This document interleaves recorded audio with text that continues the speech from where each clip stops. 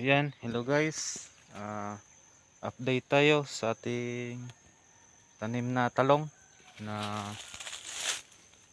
5 months na, around 5 months na mula pag transplant natin. Ayan. Ayan.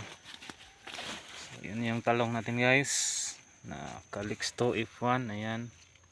Hindi ko na mabilang kung ilang beses na ako nakapag harvest nito.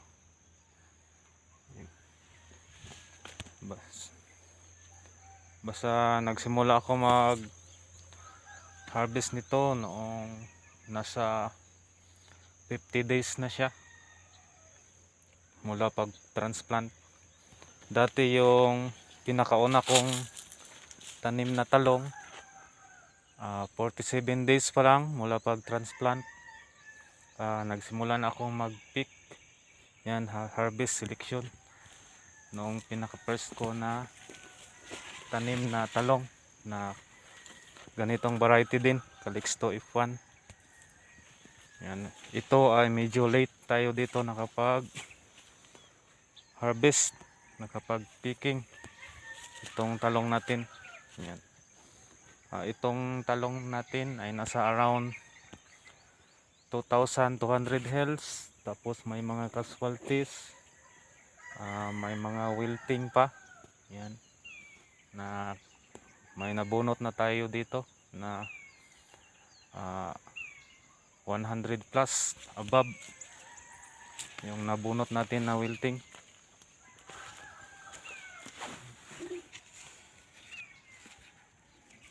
Yan. Hindi na ganon kaganda yung tanim ko na talong. Ayan. Hindi na ganon ka green yung calyx. Yan.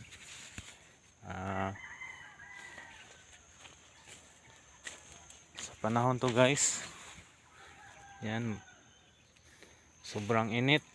Yan, extreme yung init, rare lang yung ulan. Yan, management natin dito sa pag-spray. Yan, mayroon tayong clothianidin plus bifenthrin, tapos may mitomil, tapos paamoy, mayroon din tayong paamoy na matatayon. Yan,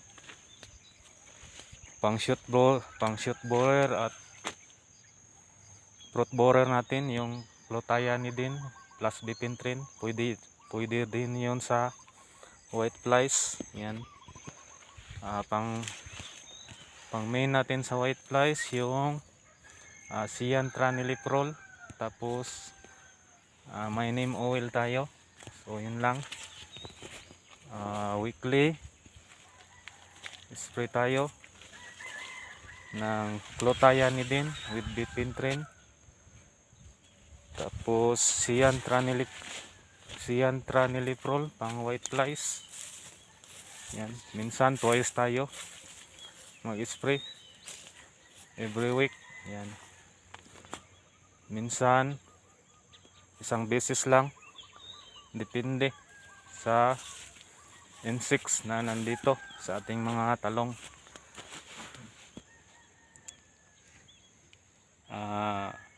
Fungicide natin yung hindi label lang na mancozeb na AI. Mayroon din tayong, ewan ko, hindi ko nakalimutan ko yung multi-site natin na fungicide, yung group number MO5. Yan, multi-site yun.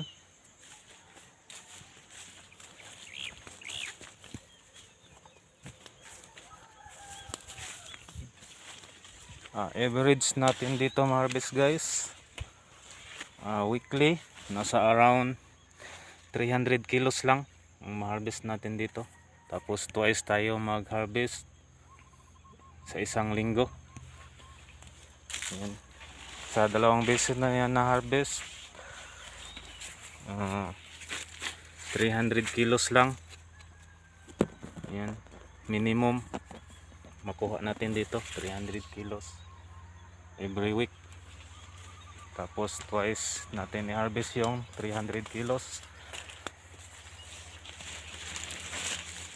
Yan. So far yan, hindi naman ganon ka pangit yung tanim natin na talong. Hindi rin ganon kaganda. Yan, katamtaman lang. Yan. This coming Saturday, harvest tayo na naman dito.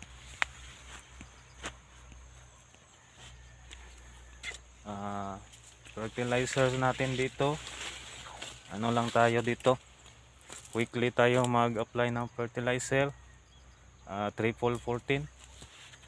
Yan, drench. Yan, drenching method tayo dito sa pag-aabono.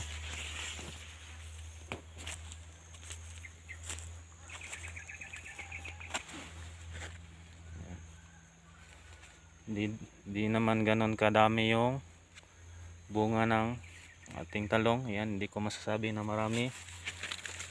Yan. Pero at least mayroon tayong ma-harvest. Yan. Consistent naman siya guys, magbigay ng bunga. Yan.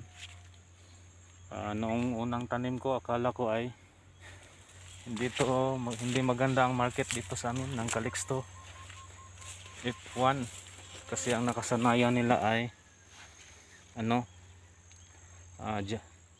Banati King. Yan. Banati King yung nakasanayan dito. Tapos ngayon medyo na-adapt na ng consumer yung Calixto F1. Ayan.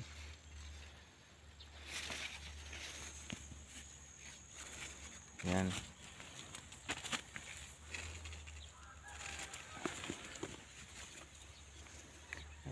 Bihira na lang tayo makapag dokyo guys ating mga tanim, kasi sobrang abala natin. Marami tayong crops, marami tayong tanim. Mayroon na naman akong tinanim doon sa kabila na kamatis plus ampalaya. Yan, nag-relay cropping na naman tayo ng kamatis plus ampalaya, kasi yung pinakauna natin na tinanim noon, ayan, nagtapos na. Doon na naman tayo sa kabilang area. Ayan. Tapos natapos na din yung pipino natin dyan, pipino sa tag-init. Yan, natapos na rin, i-give up na natin yan. Give up na natin yung pipino natin dyan. Focus na naman tayo sa mga bagong itinanim natin. So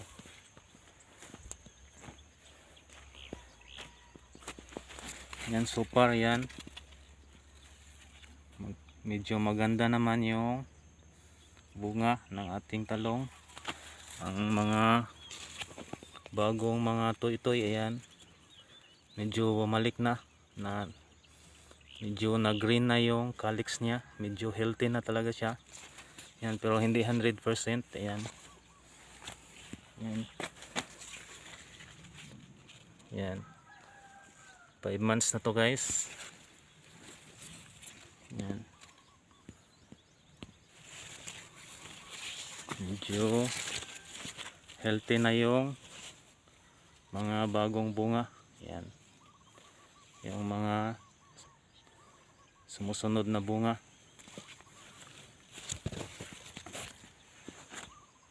So yan ang nagastos natin dito guys, mula sa simula hanggang nagkaganito. Yan, hanggang nagsimula tayo mag picking harvest, nagastos natin dito nasa around 11k. Yan. Tapos pagkatapos ng 11k, nag-pick na tayo, nag-harvest. Yan, dito na tayo kumukuha ng pang maintenance. Yan, sa like fertilizer, organic fertilizer, yung chicken manure. Tapos insecticides, yan. Pesticides.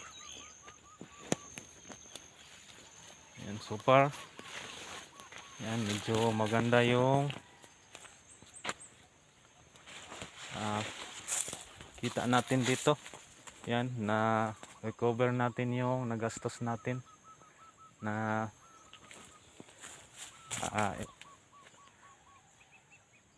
11K. Yan. Itong nandito, yan, profit na natin to lahat. Tapos pag magkulang na yung ating insecticides, fertilizers, dito na tayo kukuha. Yan. So far, napakaganda ng price sa talong ngayon. Yan. Ngayon, ang bili sa atin 40 pesos per kilo.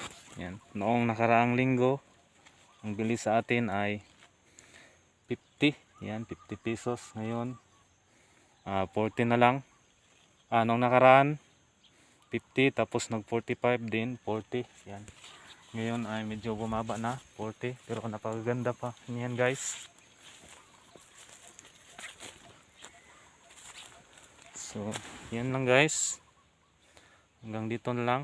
Kuha natin ng videos sa ating mga tanim na talong. Yan. Hopefully, marami tayong ma-inspire na katulad din natin na ang hobby ay farming. Yan. Ako nga pala si GC.